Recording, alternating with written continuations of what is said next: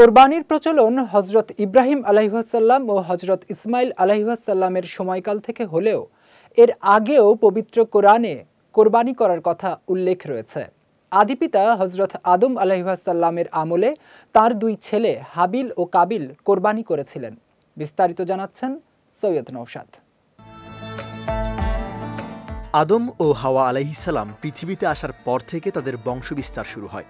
তখন হাওয়া আলাইহিসসালামের গর্ভ থেকে জোড়া সন্তান অর্থাৎ প্রতিবার একটি ছেলে ও একটি মেয়ে জন্মগ্রহণ করত।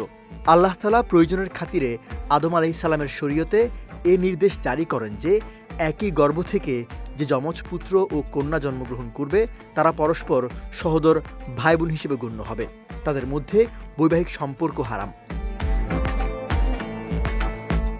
কিন্তু পরবর্তী গর্ভ থেকে জন্মগ্রহণকারী পুত্রের জন্য প্রথম গর্ভ থেকে জন্মগ্রহণকারী কন্যা সহোদরা বোন হিসেবে গণ্য হবে না। তাদের মধ্যে পরস্পর বিবাহ বন্ধনে আবদ্ধ হওয়া বৈধ।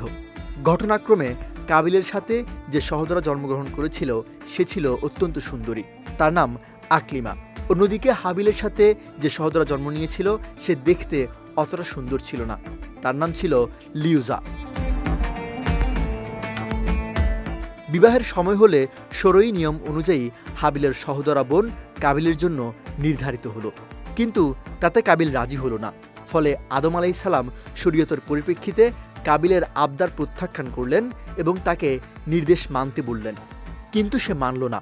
অবশেষে আদম আলাইহিসসালাম হাবিল ও কাবিলের মতভেদ দূর করার উদ্দেশ্যে বললেন, তোমরা উভয়ে আল্লাহর উদ্দেশ্যে কোরবানি পেশ করো। যার কোরবানি গৃহীত হবে তার সাথেই আকলিমার বিয়ে দেয়া হবে। সে সময় কোরবানি গৃহীত হওয়ার একটি সুস্পষ্ট নিদর্শন ছিল যে আকাশ থেকে একটি অগ্নিশিখা এসে সে কোরবানিকে ভস্মীভূত করে ফেলত, আর যার কোরবানি কবুল হতো না তারটা পড়ে থাকত। কাবিল ছিল চাষি, তাই তিনি গমের শীষ থেকে ভালো ভালোগুলো বের করে নিয়ে খারাপগুলোর একটি আঁটি কোরবানির জন্য পেশ করল। আর হাবিল ছিল পশুপালনকারী, তাই সে তার জন্তুর মধ্যে থেকে সবচেয়ে উৎকৃষ্ট একটি দুম্বা কোরবানির জন্য পেশ করল।